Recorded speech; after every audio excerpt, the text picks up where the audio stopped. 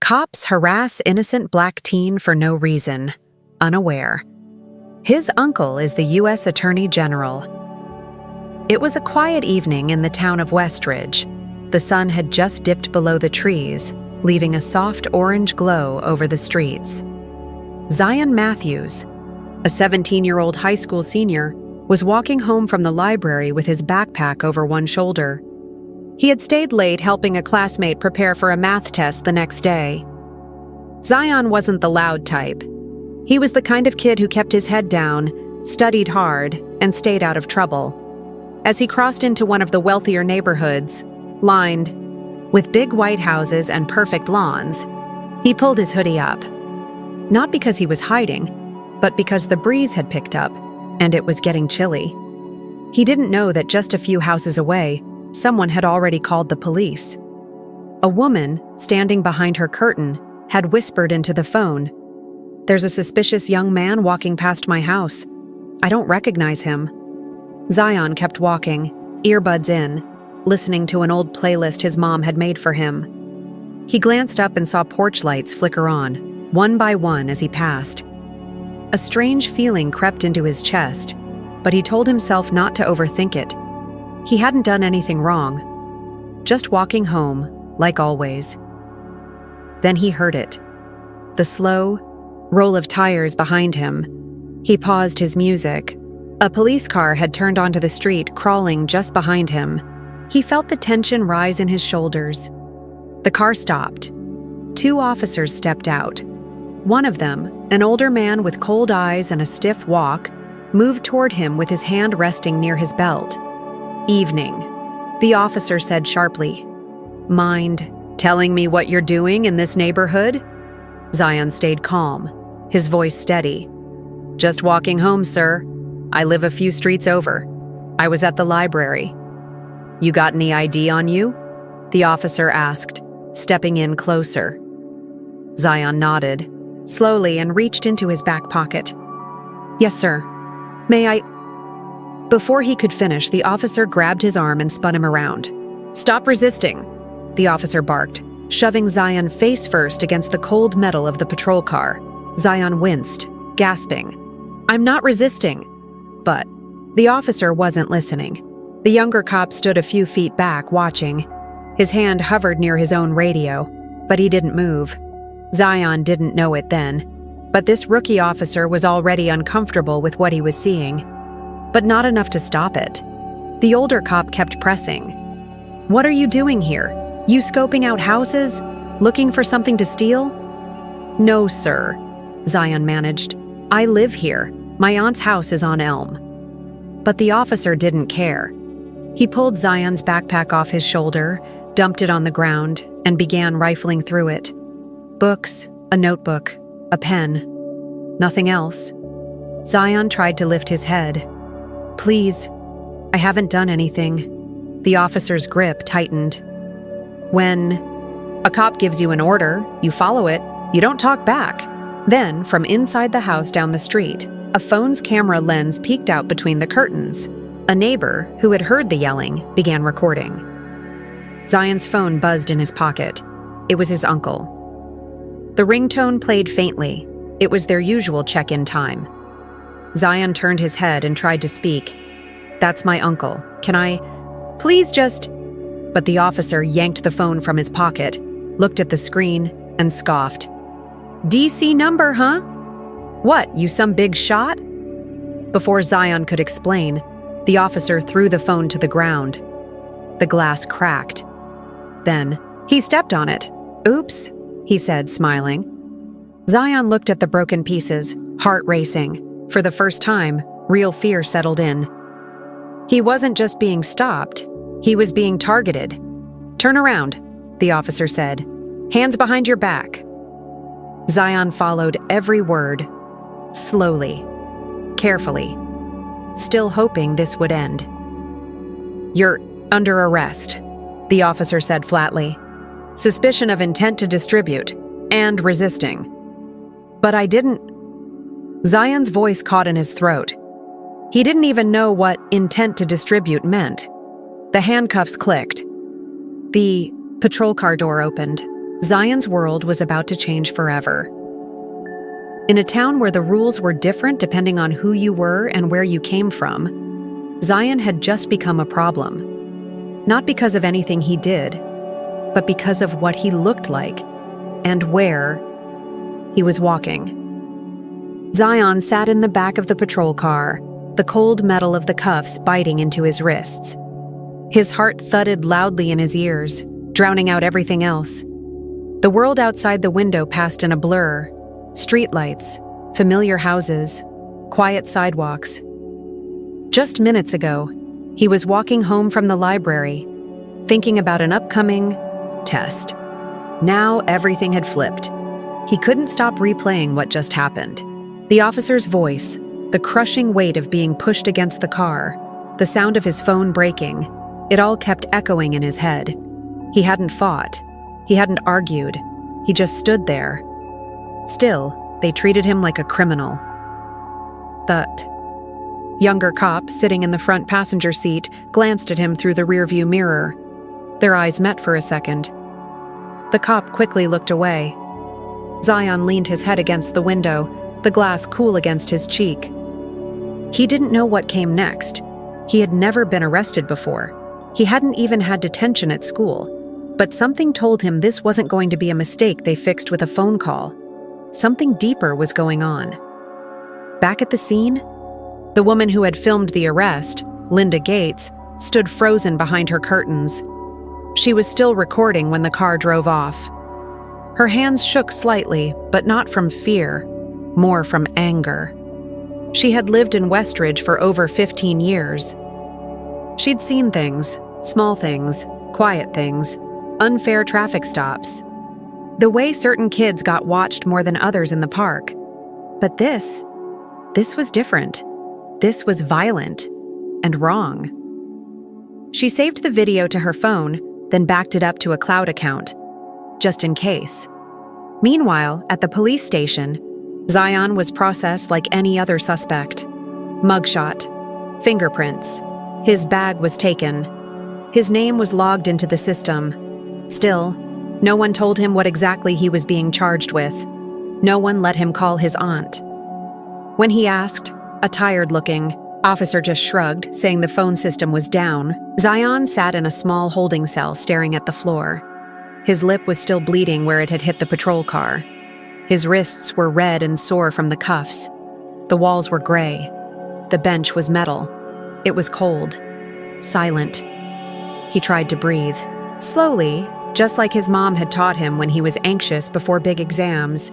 Inhale. Hold. Exhale. Again. After a while, an older man in the next cell spoke.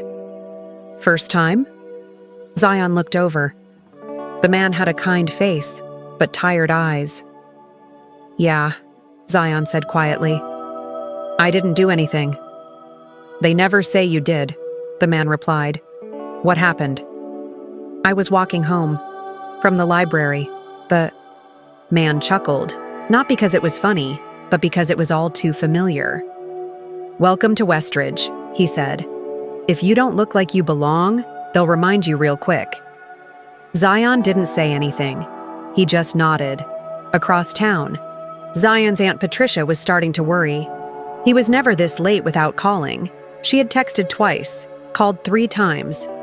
No reply. She even called the library, but the staff said he left over an hour ago. Finally, she called the police, not because she thought he was arrested, but because maybe there'd been an accident. The voice on the other end was calm and stiff. "Yes, ma'am, we have someone by that name in custody." Patricia's heart stopped. "Custody? For what? What happened?" "He's being held for drug possession and resisting arrest." "That's not possible. You've got the wrong person. Zion doesn't do drugs. He was walking home from the library." "Ma'am, you can speak with him after the bail hearing tomorrow." "What do you mean tomorrow? I want to talk to him now." "I'm sorry. That's not possible." The line went dead. Back in Washington, D.C., Zion's uncle, Solomon Matthews, was sitting in his office.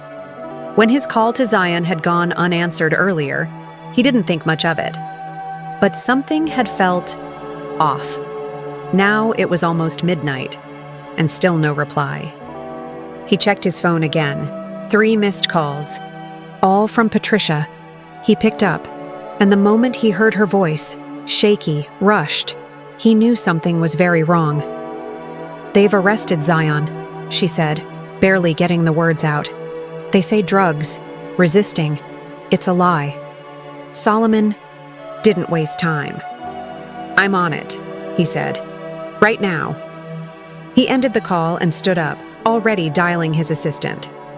"Book me the earliest flight to Westridge, wake the federal team, and find out everything we have on that town's police department." This wasn't going to be handled quietly. Not this time. Back in that cold cell, Zion closed his eyes and tried to picture something good. His mom's voice, a memory of the last time the whole family had dinner together.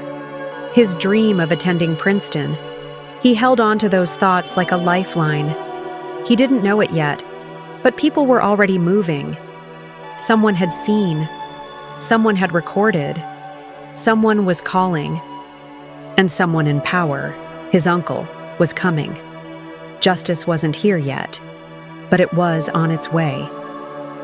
Zion's uncle, Solomon Matthews, sat in his office in Washington, D.C., staring at his phone. 3 missed calls from Patricia. 1 text. "They arrested him. They said drugs. It's not true. Help us." He didn't panic, not yet, but his gut twisted in a way it hadn't in years. Solomon had seen a lot in his time as Attorney General. He knew how quickly things could spiral in small towns with too much power in too few hands. But Zion? That boy stayed out of trouble. Quiet, focused, brilliant. If they were saying he had drugs, Solomon didn't need to hear anymore. He already knew what this was. He picked up the phone and made the first of many calls. "Elaine," he told his assistant, "get me everything we have on Westridge PD, the mayor, the judges, and I want a DOJ security team on standby. I'm flying out tonight." Back in Westridge, Zion was still sitting in the holding cell. The minutes moved like hours. The lights stayed on all night, bright and cold. He hadn't slept. He couldn't. Not with all the thoughts running wild in his head. Would his aunt know where he was? Would anyone believe him? Was this going to be on his record? Would he lose his college future? Every time he tried to breathe deep, the panic climbed higher in his chest. In the next cell, the older man was still watching him. "They always keep the lights on. Makes you forget what time it is. Makes you easier to break," he said quietly. Zion didn't answer. "You got family?" the man asked after a moment. Zion nodded. "My aunt, my uncle. Do they know you're in here?" I hope so." The man sighed and leaned back against the wall. "Hope is good. You'll need it." Across town, rookie officer Trevor Ross sat at his desk, typing out the arrest report. His hands hovered over the keyboard. Something didn't sit right. It hadn't all night. He had seen Jensen plant that bag. He didn't say it out loud, but he saw it. The movement. The way Jensen reached into his own pocket, not Zion's. The smug look when he discovered the drugs. Ross had trained for this job believing he was here to protect people. But this wasn't protection. This wasn't law. His phone buzzed with a message from his fiancée. "Still on for lunch tomorrow? Love you." He stared at the words. She worked as a public defender. She believed in fairness, justice, everything Ross felt slipping away by the second. He closed the report. Without finishing it, he needed air. Outside, the night was quiet, but the kind of quiet that feels too heavy, like something awful had happened, and the town was pretending it hadn't. Ross walked to his car, sat inside, and locked the doors. He turned the engine off and just sat there. His thoughts bounced back and forth. Speak up, and maybe lose your badge, your job, your safety. stay quiet and let an innocent kid get buried.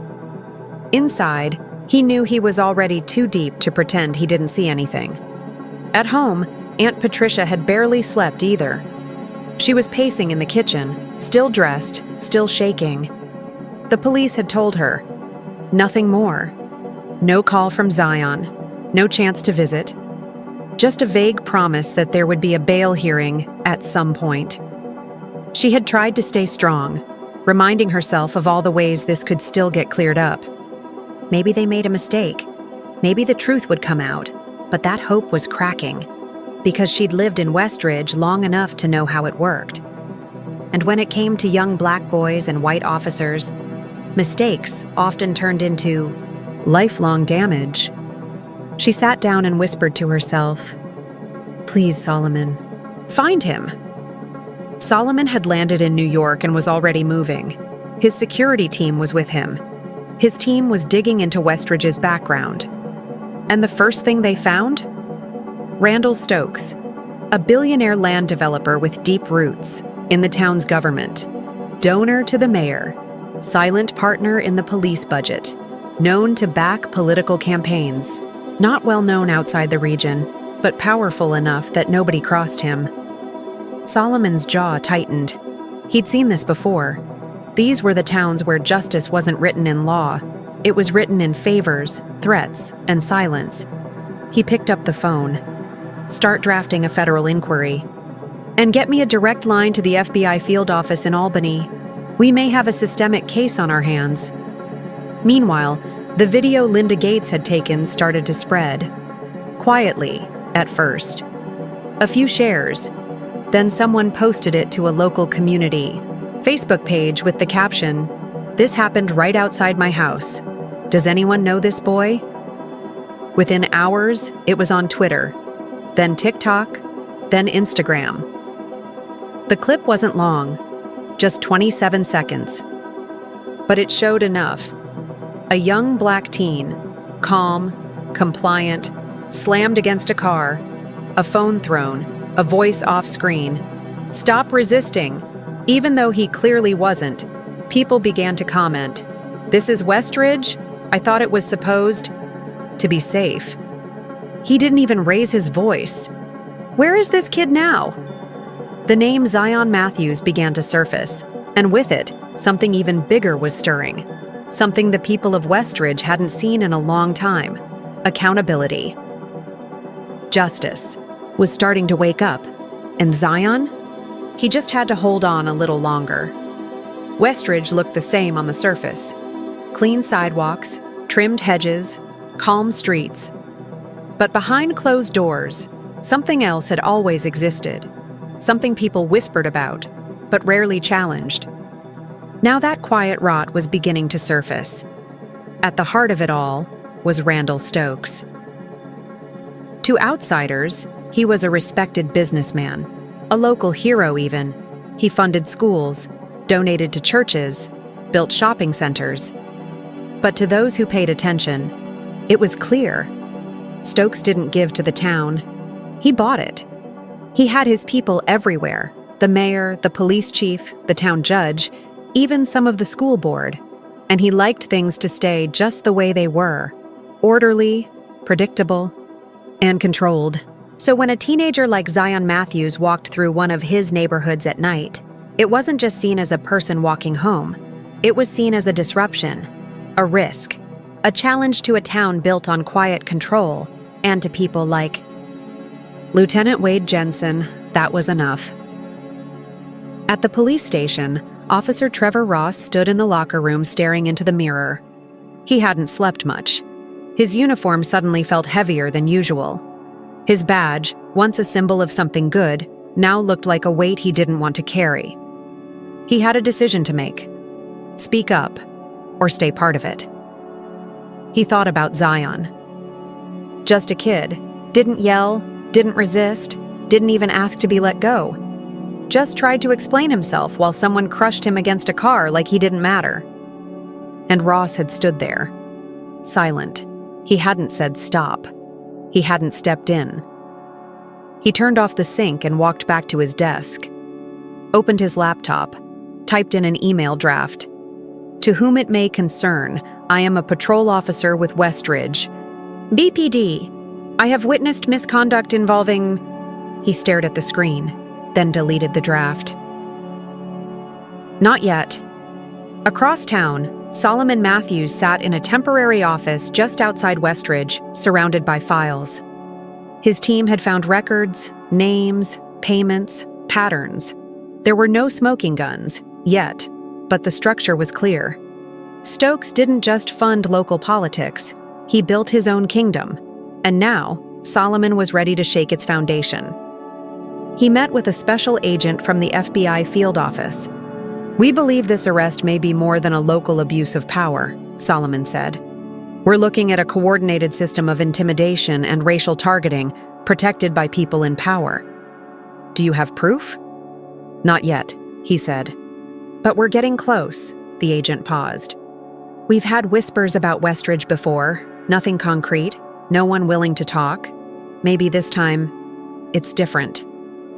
Online, Zion's story was beginning to explode. The video now had over 200,000 views. People were asking questions, news blogs picked it up. Then bigger outlets started calling it what it was: police brutality. Civil rights groups tweeted about it. A local news van parked outside the police department asking for statements. None were given, and Linda Gates, who had recorded the video, was watching it all happen in real time. Her phone wouldn't stop buzzing. Some messages were supportive, others, not so much. "Keep your nose out of police business. You've made a mess that can't be undone. Be careful what you film next time." She sat at her kitchen table, reading through the comments. Then she clicked upload on a longer version of the video, one that showed the officer throwing Zion's phone, his hands clearly visible. No resistance, no threats, just fear. She added one line to the caption: "This is my town too." Back in the holding cell, Zion had stopped trying to make sense of it. There was nothing to figure out. He hadn't done anything. There was no logic to why he was sitting in a cage. And yet, part of him still hoped that someone was working on this, that someone believed him, that this wasn't the end. He closed his eyes and thought of his parents overseas. His aunt probably, worried sick. And his uncle, who had always said, "If you're ever in real trouble, I'll find you." He whispered into the silence, "Please, find me." In a sleek office above Westridge's town square, Randall Stokes poured himself a drink. A man in control, or so he thought. His phone rang. It was the police chief. "We've got a situation," the chief said. "Video's out. People are starting to ask questions." "Let them ask," Stokes replied. "This'll blow over. We've weathered worse. What about the kid? Keep him in. Deny bail. Say it's being investigated. And the judge?" "He owes me," Stokes said flatly. "He'll play along." He hung up and smiled to himself. One boy won't undo what I've built. But he was wrong. Because this time, the boy wasn't alone. And neither was the town. The silence was breaking. Justice wasn't just knocking. It was coming in through the front door. The next morning, the sky over Westridge was gray and heavy. It felt like a storm was coming, though not the kind that falls from the clouds. Zion hadn't slept. He was still in that same holding cell. Still no call. Still no visit. Still no explanation. The officer who brought him breakfast wouldn't make eye contact. He didn't touch the food. Just sat there, trying to block out the buzzing lights, the cold bench, the tight ache in his chest. Then he heard it, distant at first, but growing louder. Voices. Chants. Outside.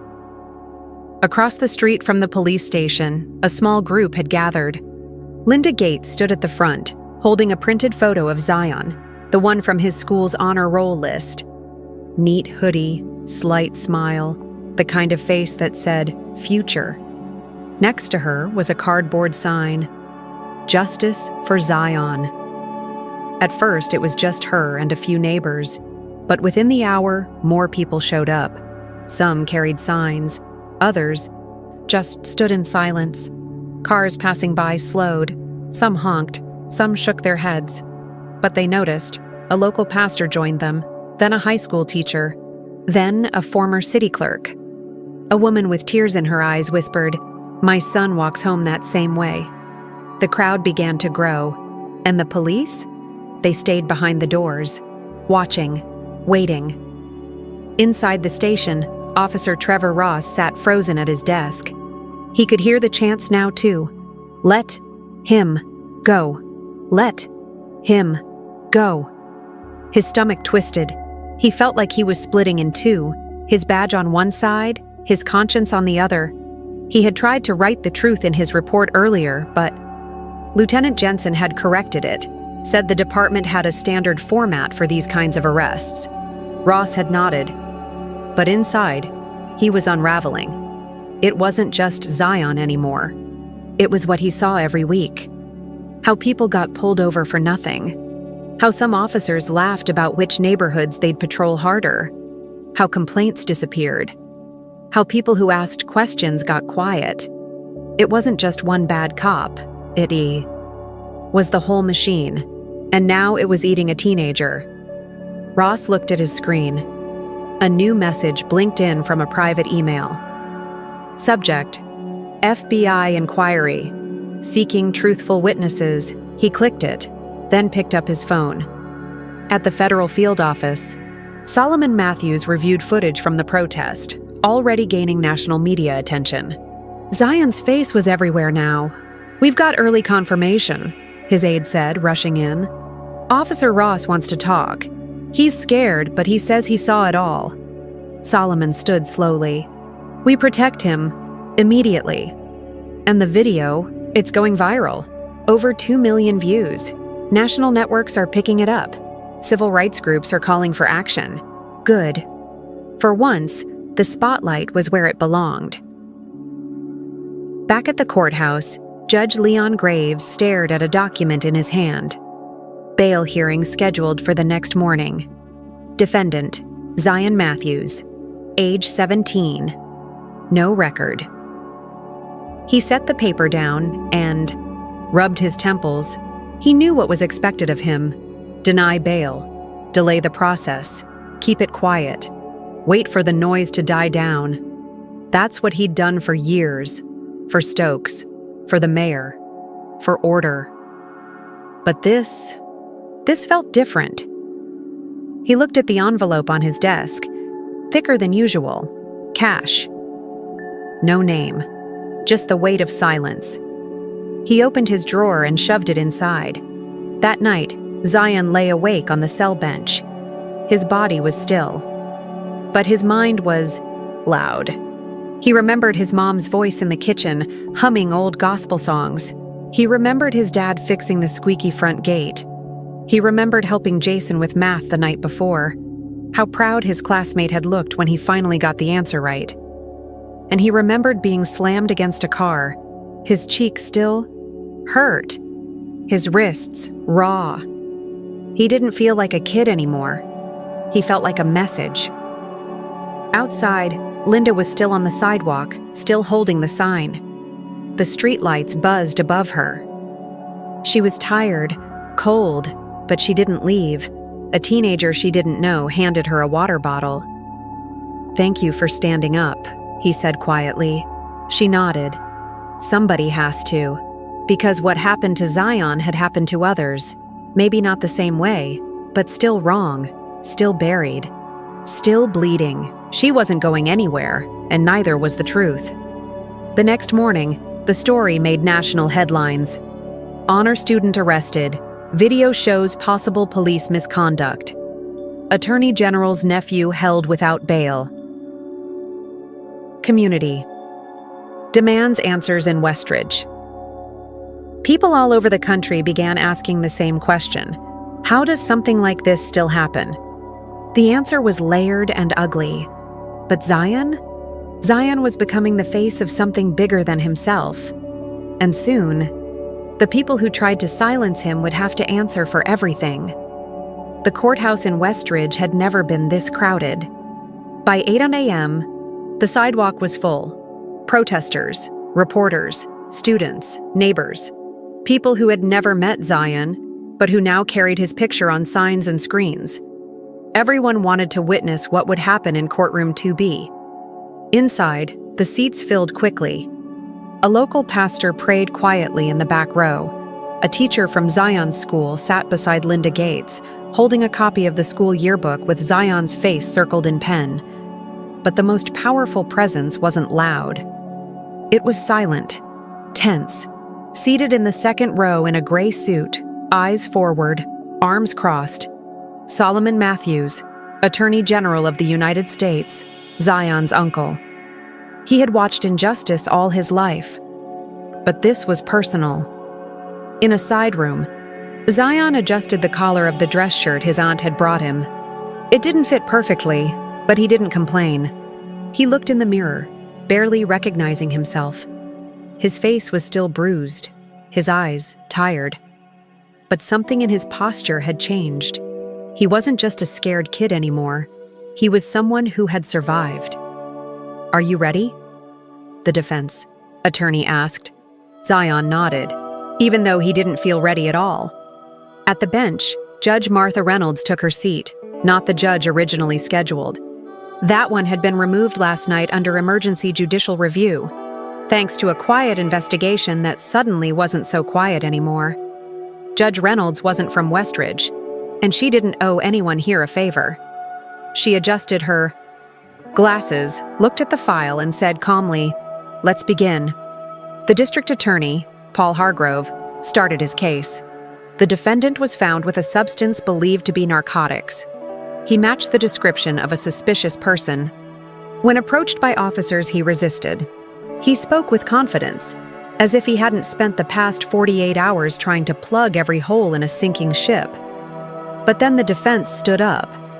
A different voice, calm, sharp, a lawyer from D.C., sent by Solomon Matthews himself. "With your permission, Your Honor, we'd like to call our first witness, Officer Trevor Ross." Gasps rippled through the courtroom, and from the back, Lieutenant Jensen, the arresting officer, stiffened. Ross stood slowly, walked to the front, and sat down. He cleared his throat. His hands were shaking. "I was there the night Zion Matthews was arrested," he began, "and I need to tell the truth." The judge gave him a nod. Ross looked around the room, at the people, at his chief, at Jensen, at Solomon, then back down at his hands. The arrest wasn't right. Zion wasn't resisting. He wasn't doing anything suspicious. He was just walking home. He was respectful, quiet. He even said where he lived. "And the drugs?" the defense asked. Ross hesitated, then said it. "They weren't his."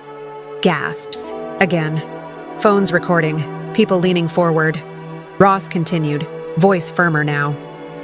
"Lieutenant Jensen, he planted the drugs. I saw him take a small bag from his own pocket and slip it into Zion's backpack during the search." "Why didn't you stop him?" "Because I was scared," Ross admitted. "But I can't stay silent anymore." Jensen stood up in the back.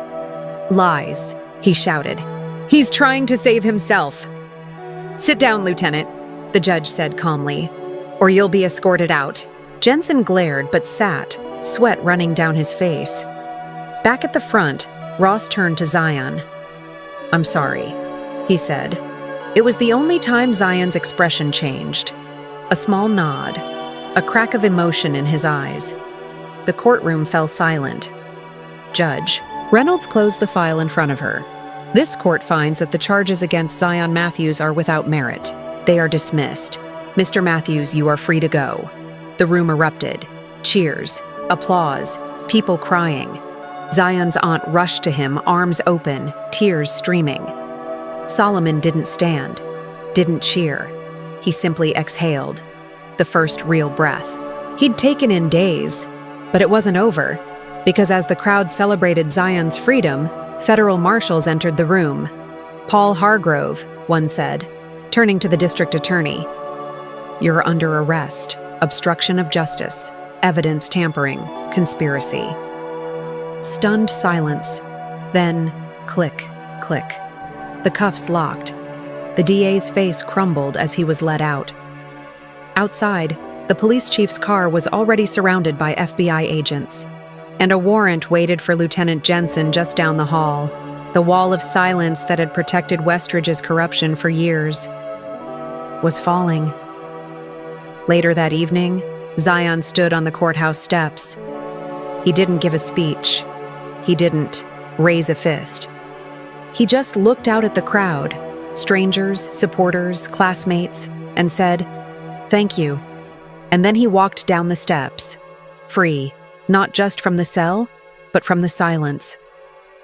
6 months had passed since that day in court. Westridge didn't look that different at first glance.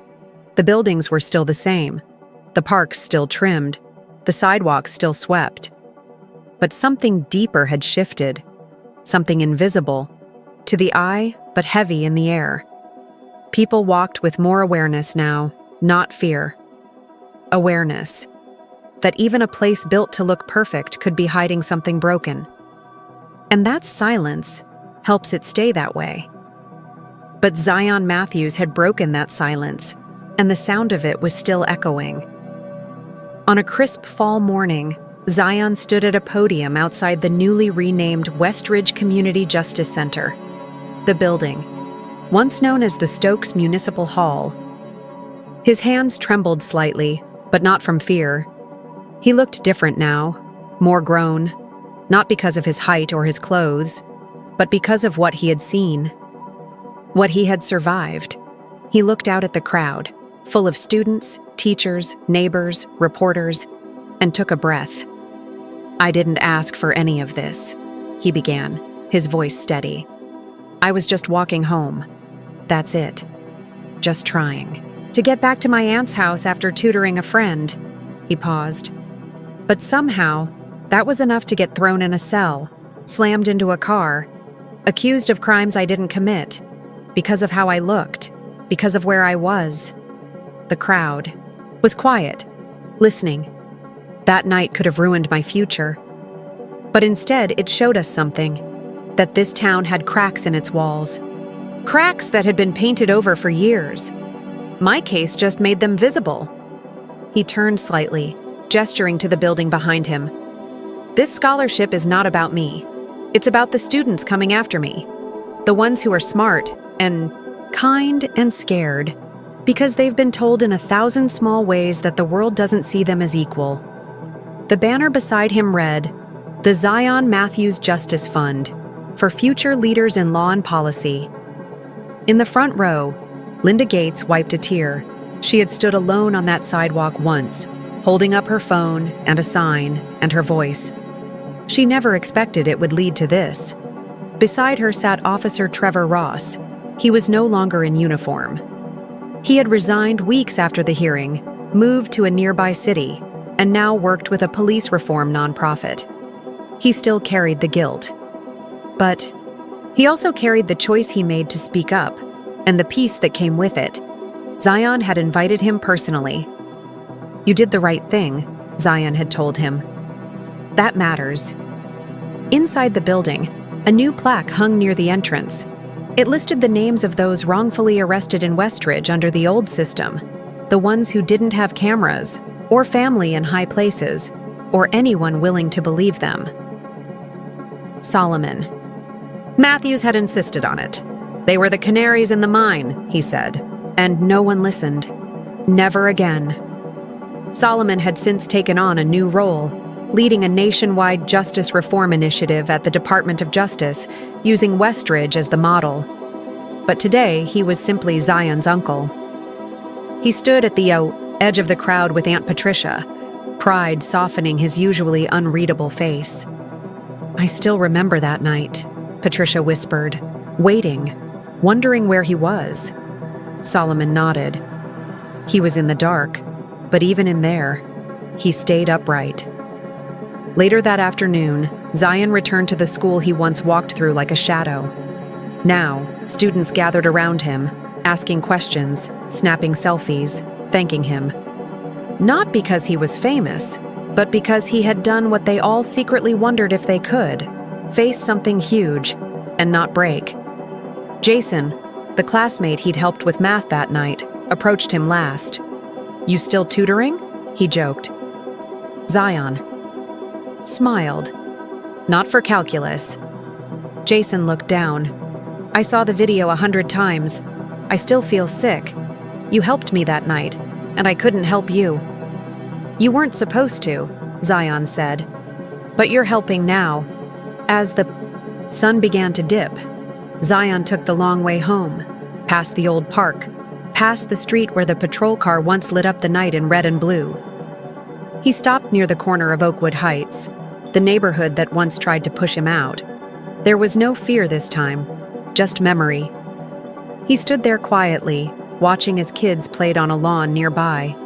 Laughter rose into the evening air, and then, a voice behind him. "Are you Zion Matthews?" He turned to see a young boy, maybe 8 years old, wearing a backpack too big for his shoulders. Zion nodded. "My teacher told us what you did. She said you changed things.